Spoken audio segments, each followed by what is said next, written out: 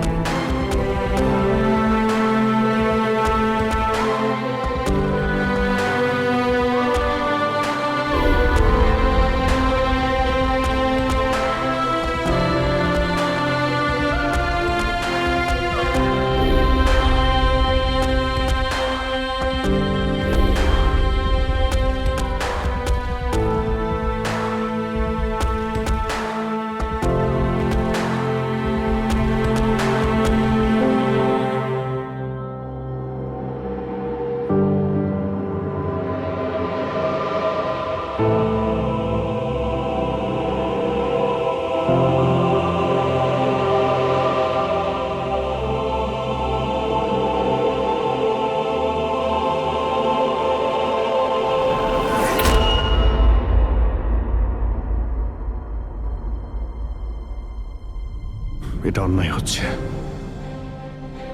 এটা খুবই অন্যায় হচ্ছে। নো অফেন্স স্যার, কিন্তু আপনি আপনি সবসময় আমাদের উপরে এইভাবে সন্দেহ করতে পারেন না স্যার। এটা তুমি কি বলছো অভিজিৎ? কি ভুল বললাম আমি?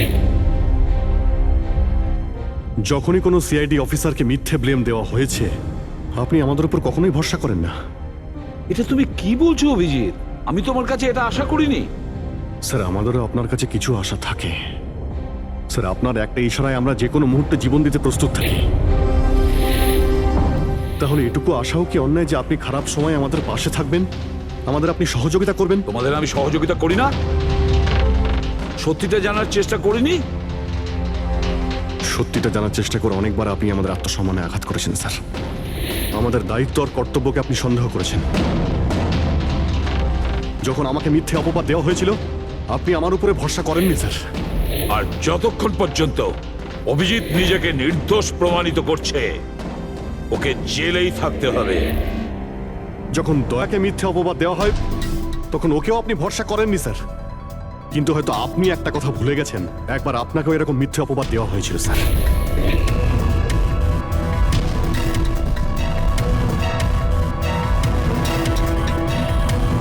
সেই মুহূর্তে আমাদের মধ্যে কেউ আপনাকে সন্দেহ করেনি। আমরা শক্ত দেওয়াল হয়ে আপনার সামনে দাঁড়িয়েছিলাম স্যার, যাতে আপনাকে কেউ ক্ষতি করতে না পারে। তাহলে আমাদের খারাপ সময় কি আপনি আমাদের পাশে দাঁড়াতে পারেন না? অভিজিৎ কোনো অপরাধীর থেকেও বিপজ্জনক একজন ইমোশনাল সিআইডি অফিসার। তুমি ইমোশনাল হয়ে যাচ্ছ অভিজিৎ। আমি তোমাকে এই কেস থেকে সরিয়ে দিলাম।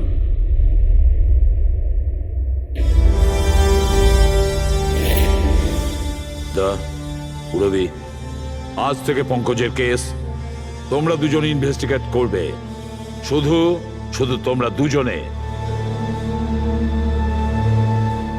ঠিক আছে স্যার। এখন আমার উপরে আপনার এতটুকুও ভরসা নেই যে কেসটাকে আমি নিউট্রাল ভাবে দেখতে পারবো কিনা। এত বছর ডিউটির পর এরকম মেডেল তো ভাগ্যবানেরাই পায়। Thank you sir.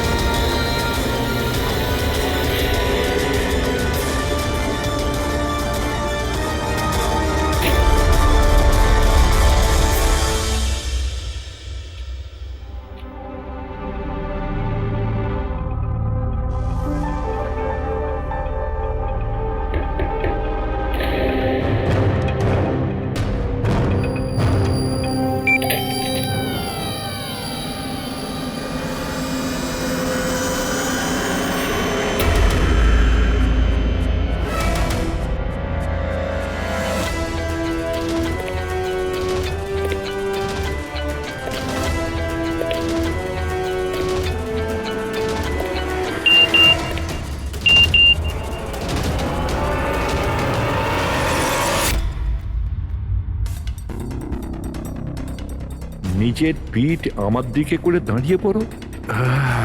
চলো এটাও করে দেখে নি।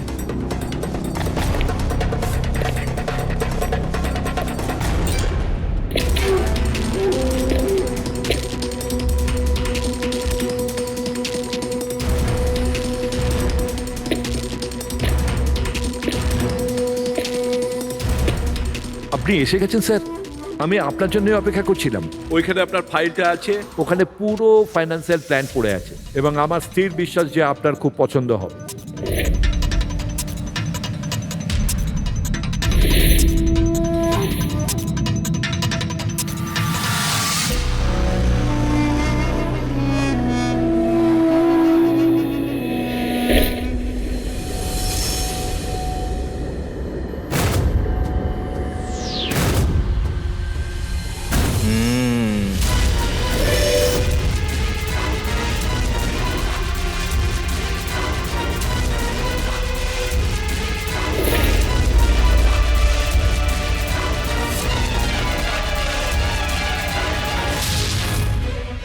আরে এ তো নকল।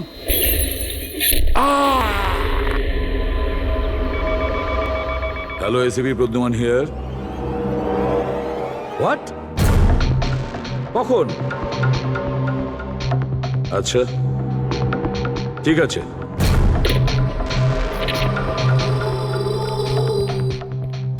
অভিজিৎ, বিক্রম বিজয় খুন হয়েছে। বিক্রম বিজয় মানে ওই কেলেঙ্কারি কেসের? হ্যাঁ হ্যাঁ, ওই বিক্রম বিজয় আজও আইনকে ফাঁকি দিয়ে পালাচ্ছিল, আর আজই ও খুন হয়েছে ওরই বাড়িতে। একদিন না একদিন তো এটা হওয়ারই কথা ছিল স্যার। এত শত্রুও পুষেছে ঘরের মধ্যে।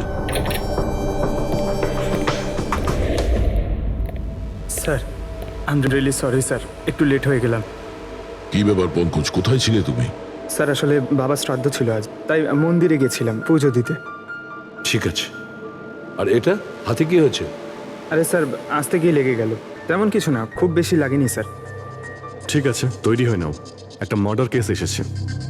আর শোনো,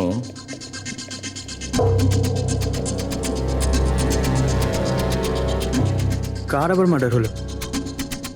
বিক্রম বিজয়।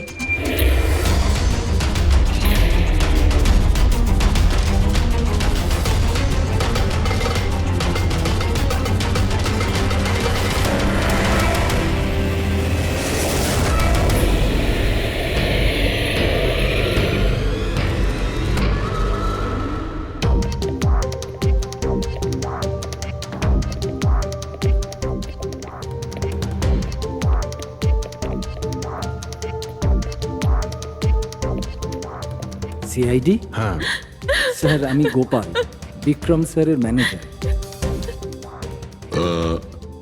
এই তিনজন কারা? এ মোহিত, বিশাল আর ও হলো রাঘব, এরা স্যারের সিকিউরিটি গার্ডস।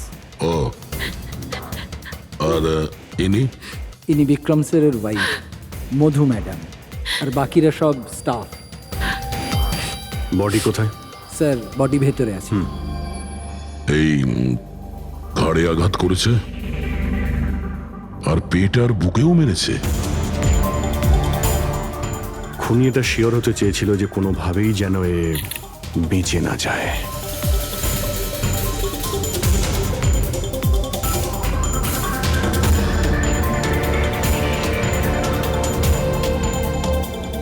মনে হচ্ছে এটা দিয়ে আঘাত করেছে এর ওপর।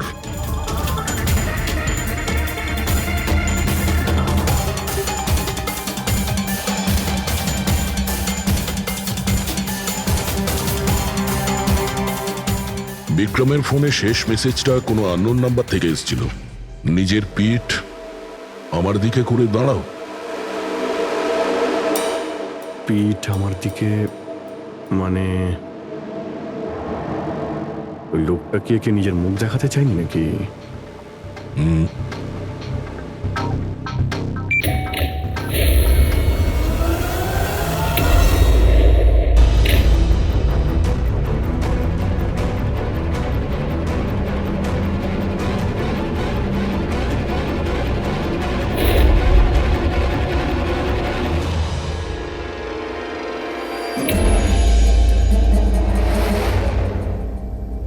এই দেখুন স্যার, ফুলদানি থেকে আমি কি পেয়েছি?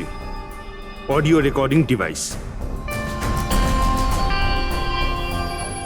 অডিও রেকর্ডিং ডিভাইস মানে এই রুমের মধ্যে যা কথাবার্তা হচ্ছিল সেটা কেউ শুনছিল। স্যার, ওর আমি নাম তো জানি না, কিন্তু ও যেভাবে প্রস্তুতি নিচ্ছিল ওটা দেখে তো মনে হচ্ছিল যেন ওনার কোনো বিশেষ ক্লায়েন্ট হবে, আর উনি বিক্রমের সাথে দেখা করতে চাইছিলেন। এই ক্লায়েন্ট বিক্রমের কন্ট্যাক্ট এলো কি করে? স্যার আমার জন্যে ও আগে আমাকে কন্ট্যাক্ট করেছিল। ও বিক্রম স্যারের পুরো ইতিহাস ভালো করে জানতো, আর বিক্রম স্যার ওর এই হোমওয়ার্কে খুব ইমপ্রেসড হয়েছিল, আর উনি আমাকে মিটিং ফিক্স করতে বলেছিলেন।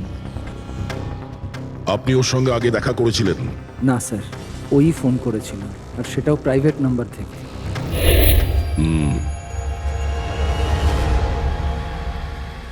তাহলে আপনারা মিটিং এর আগে সবকিছু দেখে নিয়েছিলেন? হ্যাঁ হ্যাঁ স্যার।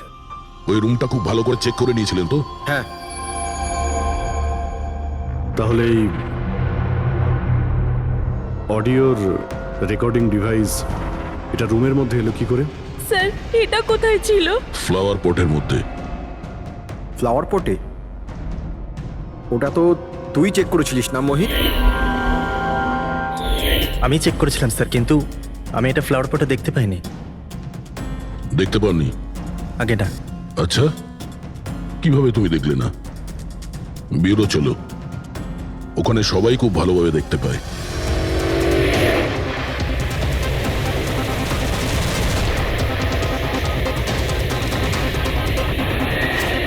মোহিতের উপর নজর রাখবে। গুলি চালাবে না। কৈলাস স্যার, আপনি? কে ইনি?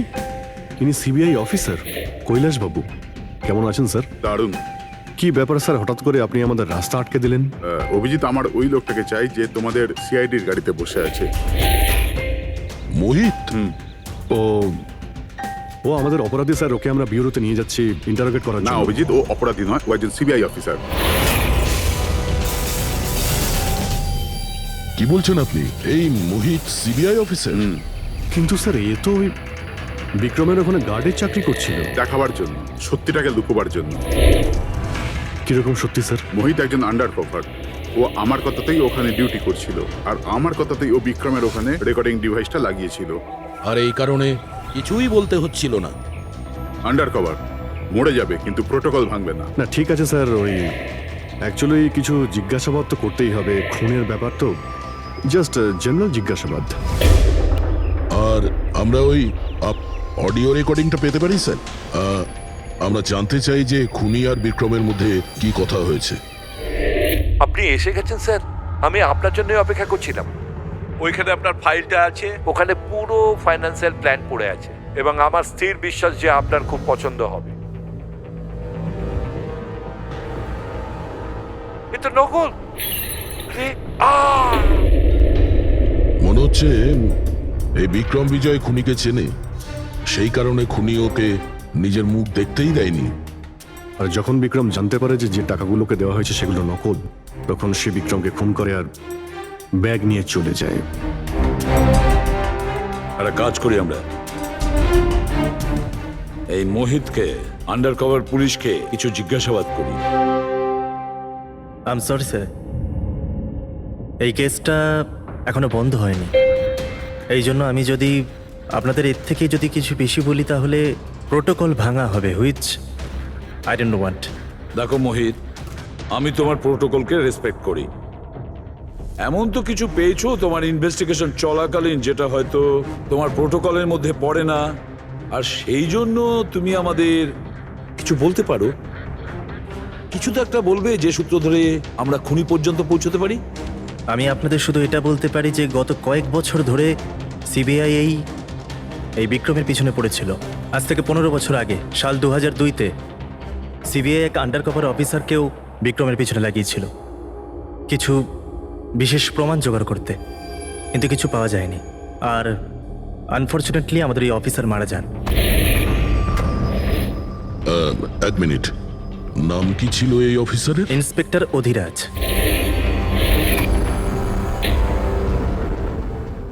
ইন্সপেক্টর অধিরাজ? এই বোতলে যে রক্তটা আছে, এই রক্তে বিক্রমের ডিএনএ ছাড়াও অন্য কারো ডিএনএ আছে। বিক্রমের ডিএনএ ছাড়াও অন্য কারো ডিএনএ আছে? তুমি বলতে চাইছো অন্য কেউ ছিল? কে ছিল সালুকে? ক্রিমিনাল ডাটাবেসের সঙ্গে কম্পেয়ার করে দেখেছিলে, ম্যাচ করে দেখেছিলে তুমি? তার দরকার পড়েনি। প্রয়োজন ছিল না কি বলছো সালুকে? সেটা কার ডিএনএ? ওই ডিএনএ হ্যাঁ, পঙ্কজের। হোয়াট? ওই ডিএনএ পঙ্কজের? আমাদের পঙ্কজের? আমাদের পঙ্কজের। এটা কি করে হতে পারে? সিআইডি অফিসার হলো পঙ্কজ। সিআইডি অফিসার পঙ্কজ খুন করতে পারে? আমাদের একজন অফিসার খুনি? কিন্তু স্যার, পঙ্কজ কেন খুন করতে যাবে? সেটাই তো, সিআইডি অফিসার কেন খুন করতে যাবে? স্যার, বিক্রমের বাড়ির থেকে 1 কিলোমিটার দূরে পুলিশ একটা বেবারিশ মোটরসাইকেল পেয়েছে স্যার। কার মোটরসাইকেল ছিল ওটা? স্যার, ও পঙ্কজের ওটা।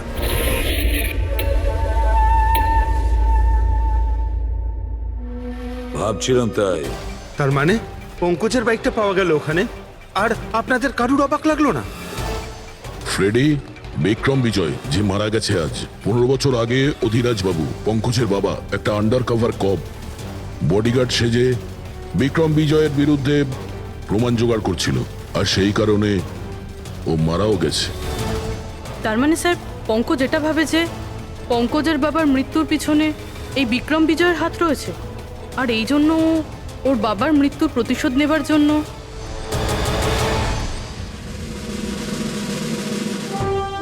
পঙ্কজ এখন কোথায়?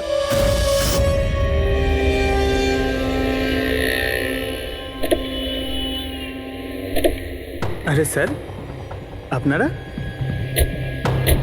আরে এই প্রশ্নটাই তো আমরা তোমাকে জিজ্ঞেস করছি। তুমি এখানে কি করছো? তুমি তো অসুস্থ ছিলে। আরে স্যার, বাইক চুরি হয়ে গেছিল আমার। এই সামনে থানাতেই রিপোর্ট লেখাতে এসেছিলাম। এই দেখুন। আমরা জানি তোমার বাইকটা কোথায়। আপনারা কি করে জানলেন স্যার? তোমার বাইক বিক্রম বিজয়ের বাড়ির কাছে পেয়েছি।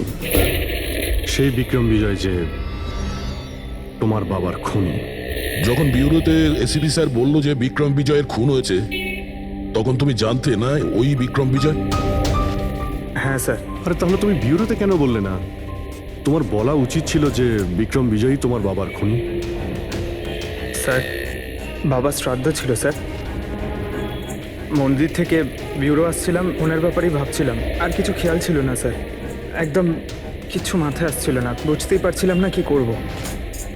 আর এই যে তোমার হাতটা কাটা, এক্স্যাক্টলি কি হয়েছিল? স্যার, এটা তো মন্দির থেকে যখন আমি অটোতে ফিরছিলাম।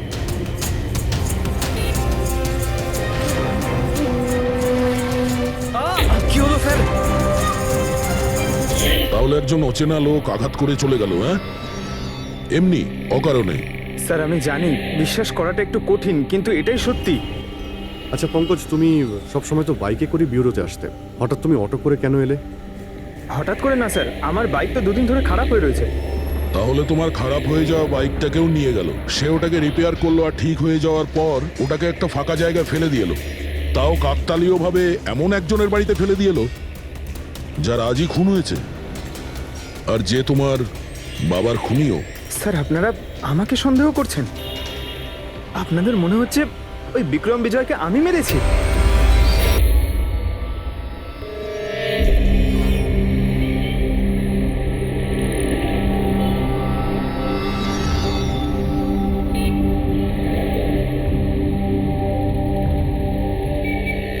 যদি এই পঙ্কজ নিজের বাড়ি থেকে বিক্রম বিজয়ের বাড়িতে যায়, তো এখানে এই জাংশন থেকেই গিয়েছে।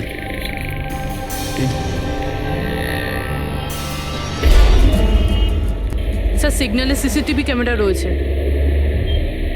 এই সিসিটিভি ক্যামেরার ফুটেজ থেকেই আমরা জানতে পারবো যে পঙ্কজ ওই বাইকে করে এখান থেকে গিয়েছিল নাকি ওটা অন্য কেউ ছিল।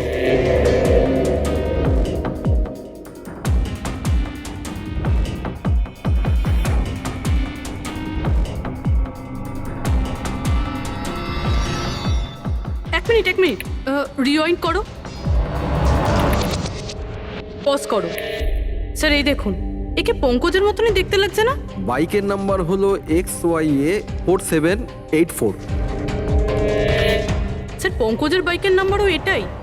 পুরবী, এই পঙ্কজ এতটা তো ভুল করবে না যে একটা অপরাধ করতে যাওয়ার আগে রাস্তায় আর একটা অপরাধ করবে, সিগন্যাল ভাঙা। নিশ্চয়ই কেউ আছে যে পঙ্কজকে ফাঁসাতে চাইছে, আর সেই কারণেই ও সিগন্যালটা ভেঙেছে, যাতে আমাদের যে সন্দেহটা আছে পঙ্কজের উপর ওটা আরো মজবুত হয়। কিন্তু স্যার পঙ্কজকে কে ফাঁসাতে চাইবে? হতে পারে ওর কোনো পুরনো শত্রু। স্যার আমার এমন কোনো পুরনো শত্রু নেই যে আমাকে ফাঁসানোর জন্য এরকম কিছু করবে স্যার। পঙ্কজ খুব ভালোভাবে চিন্তা করো, কেউ তো হবে। না স্যার। যদি তোমার কোনো শত্রু না থেকে থাকে তাহলে এই খুন তুমিই করেছো। তুমি নিজের বাবার মৃত্যুর প্রতিশোধ নিয়েছো তুমি, আর সেটাও ওনার মৃত্যুবার্ষিকীতে। স্যার আমার প্রতিশোধ নেবার কোনো মেন্টালিটি নেই স্যার। আমি খুনি না স্যার, আমি একজন সিআইডি অফিসার। যতদূর বাবার কথা স্যার, আমি তো ওনাকে ভালো করে দেখিও নি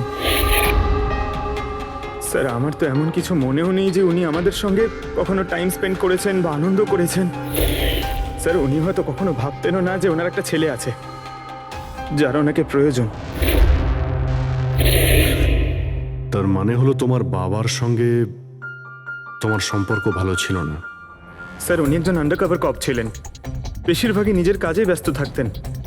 বাড়ি, সংসার, সন্তান, পরিজন সেসব নিয়ে উনি কোনোদিন মাথায় ঘামাননি। আমাকে শুধু আমার মাই মানুষ করেছেন স্যার। কিন্তু তাও বলছি পঙ্কজ, তোমার নিজের বাবার সাথে কোনো না কোনো স্মৃতি তো জড়িয়ে থাকবে না? কিছু মনে আছে?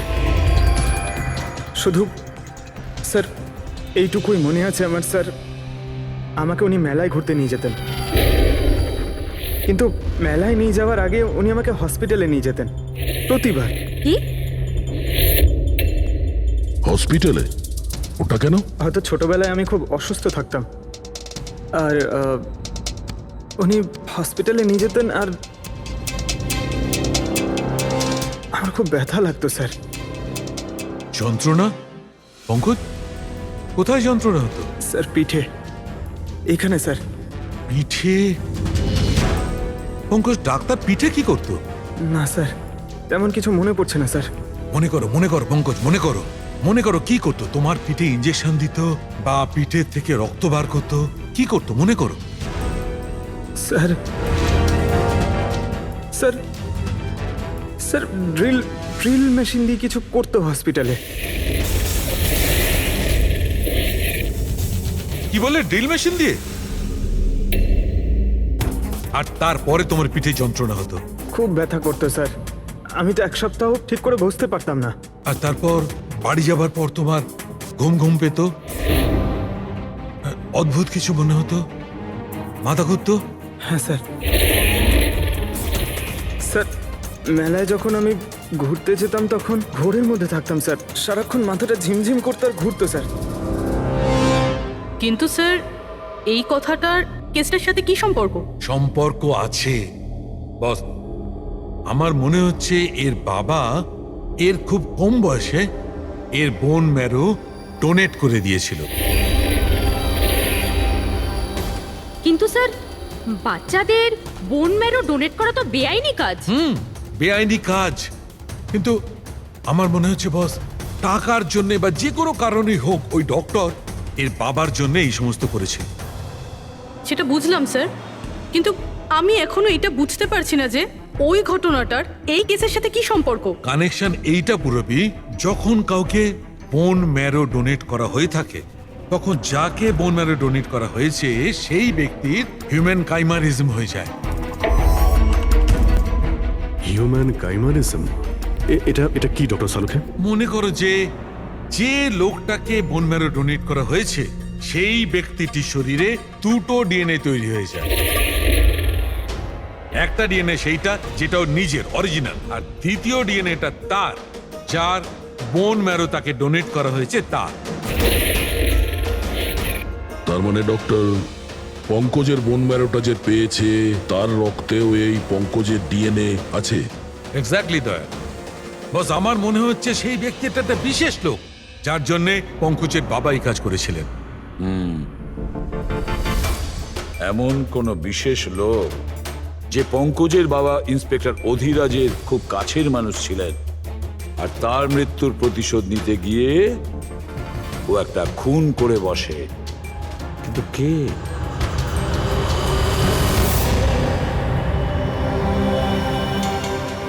দয়া। Hi sir. Hello Abhijit.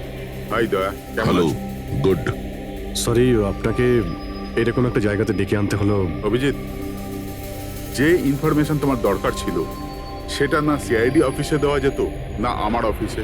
Thank you sir আমাদের সাহায্য করার জন্যে। স্যার, পঙ্কজ একজন সৎ অফিসার, আর যদি আপনার সাহায্যকে আমরা নিরাপরাধ প্রমাণ করতে পারি। অভিজিৎ, তোমার মনে আছে এক বিপজ্জনক অপরাধী ছিল রাকা, তাকে ধরতে তুমি আমাকে সাহায্য করেছিলে।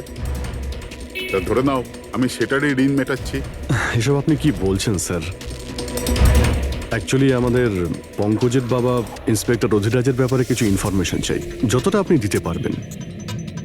আপনি কাজ করেছেন না ইন্সপেক্টর অধিরাজের সঙ্গে? হ্যাঁ দয়া, অধিরাজ খুবই সৎ ইন্সপেক্টর ছিল আর সাহসীও। আমার তো এটা বলতে গর্ব হয় যে আমরা একসাথে কাজ করেছি। স্যার, অ্যাকচুয়ালি আমরা এটাই জানতে চাই যে ওনার আন্ডারকভার মিশনের সময় ওনার সঙ্গে কারো কি কোনো গভীর সম্পর্ক হয়েছিল?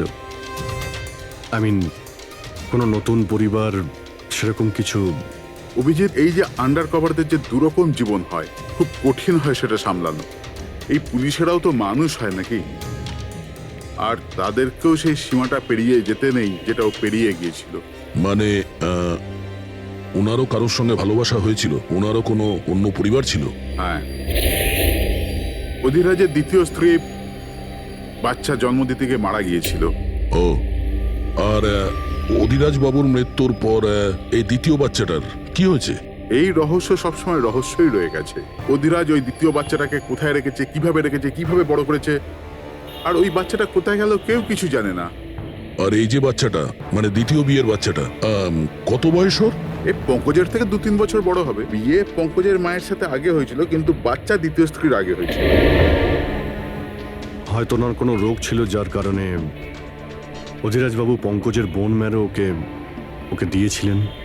নিজের বাবার মৃত্যুর প্রতিশোধ নিতে হতে পারে খুনটা পঙ্কজের সৎ ভাইই করেছে। আর এখন প্রশ্ন এটাই যে পঙ্কজের এই সৎ ভাই কে সে, আর এখন কোথায়? আমার কিছু কিছু আইডিয়া হচ্ছে যে ওর সঙ্গে ঠিক কি হতে পারে। দেখুন স্যার, আমাদের আরো একটা সাহায্যের খুব প্রয়োজন। এই আন্ডারকভার মিশনের সময় আপনাদের সঙ্গে আর কারা কারা ছিলেন তার সবার ইনফরমেশন চাই, আর অধিরাজ বাবুর ডিটেলস। অভিজিৎ, এটা একটু মুশকিল হবে। জানি স্যার, এটা খুবই কঠিন, কিন্তু কাউকে নির্দোষ প্রমাণ করতে হবে। আপনি আমাদের উপরে বিশ্বাস রাখতে পারেন, সমস্ত ইনফরমেশন আমাদের কাছেই থাকবে। ওকে। এই কতক্ষণ আর অপেক্ষা করতে হবে? এই লোক সময় আসে না কেন?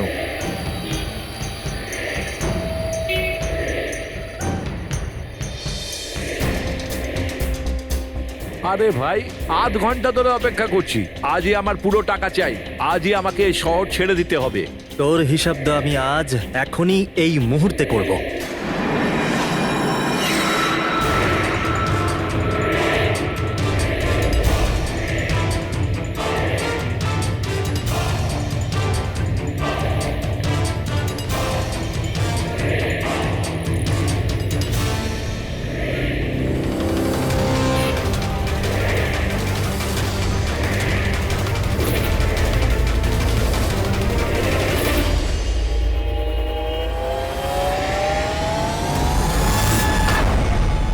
তোর অ্যাকাউন্ট সিআইডি বন্ধ করবে।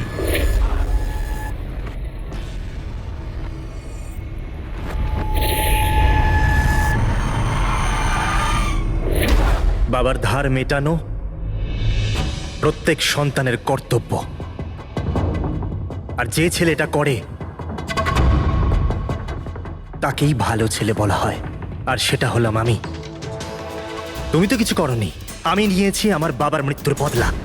দেখো মোহিত, তোমাদের বাবা ইন্সপেক্টর অধিরাজ একজন সৎ, একজন কর্তব্যপরায়ণ পুলিশ অফিসার ছিলেন। কি ভাবছিলে তুমি তোমার মতন একজন অপরাধীর বাবা হয়ে গর্ব করতেন, নাকি পঙ্কজের মতন একজন সৎ সিআইডি অফিসারের উপর? তার সত্যি কথা বলতে তো বাবার সব সময়ই এই পঙ্কজের উপর গর্ব ছিল, আর ভালোবাসতো একেই বেশি। আমাকে তো উনি অনাথ আশ্রমে দিয়ে দিয়েছিলেন স্যার, যাতে ওনার দ্বিতীয় পরিবারের ওপর কোনো আঁচ না আসে। তুমি যখন এই কথাটা জানতে আমাদের কাছে এলে না কেন? আমি তো তোমার ভাই, একসঙ্গে ধরতাম বিক্রমকে, তাও আইনের পথে। চাই না আমার তোমার সাহায্য। আমাদের বাবার হত্যাকারীকে কিভাবে ধরতে হবে, কিভাবে ওর উপর প্রতিশোধ নিতে হবে, এর প্ল্যানিং আমি আগে থেকে করে রেখেছিলাম, অনেক দিন থেকে। আর এটাই হলো কারণ আমার সিবিআই অফিসার হওয়ার। আর ঠিক আমার বাবার মতোই একটা আন্ডার কভার মিশনে গেছিলাম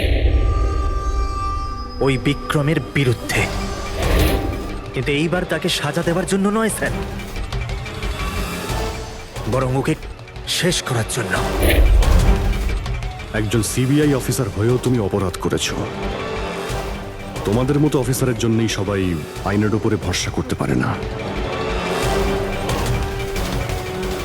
এই কাজে কেতন তোমাকে সাহায্য করেছিল না?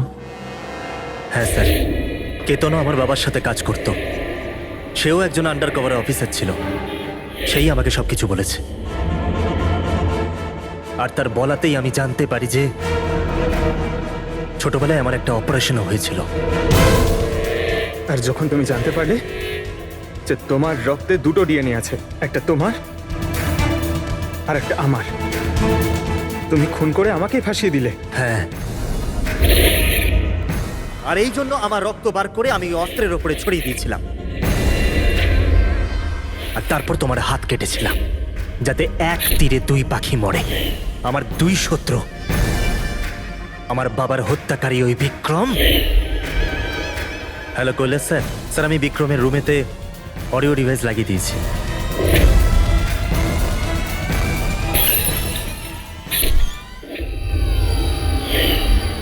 আর তুমি আমাকে এত ঘৃণা করার কারণ কি ভাই? কেন করবো না বলো তো? আজ পর্যন্ত সবকিছু তুমি পেয়েছো, আমাদের বাবার নাম, ওনার ভালোবাসা, ওনার সম্মান, সবকিছু। আর দুঃখের বিষয় তো এটা যে এত কিছু পাওয়ার পরেও তোমার এতটুকু হুঁশ ছিল না যে আমাদের বাবার হত্যাকারী কে।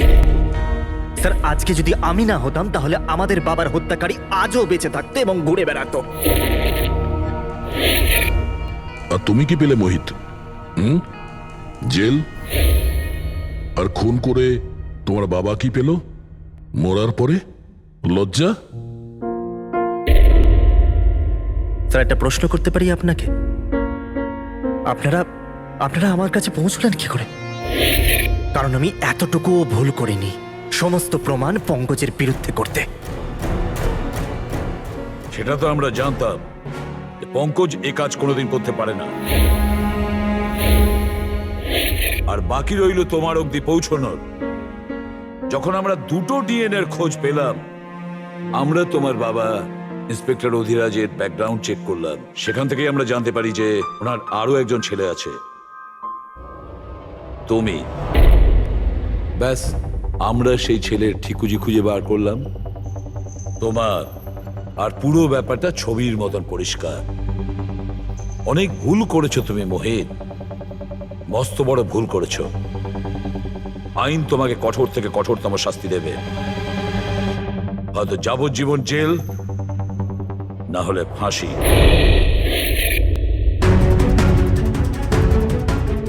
ফ্রেডরিক,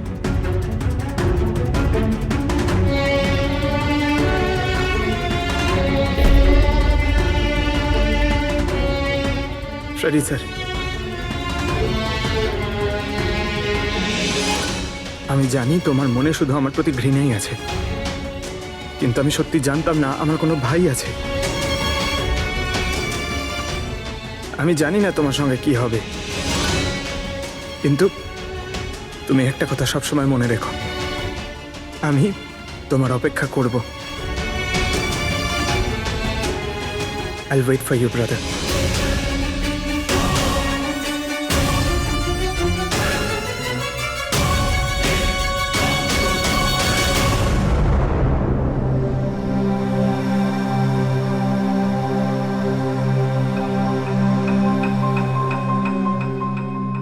পঙ্কজ, দেখো, তোমার যে ভালো দিকটা আছে না, সেটা কিন্তু বাঁচিয়ে রাখবে খুব ভালো করে।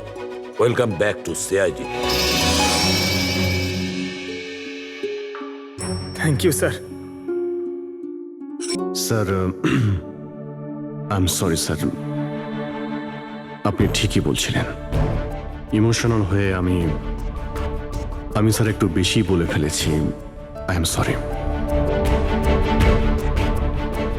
দেখো অভিজিৎ, তোমরা সবাই আমার কাছে শুধু সিআইডি অফিসার নও, তোমরা আমার গর্ব, আমার আত্মবিশ্বাস, তোমরা আমার শক্তি। তোমরা আর এসিবি প্রদ্যুমান আজ পর্যন্ত নিজের শক্তিকে সন্দেহ করেনি, না কোনোদিন করবে।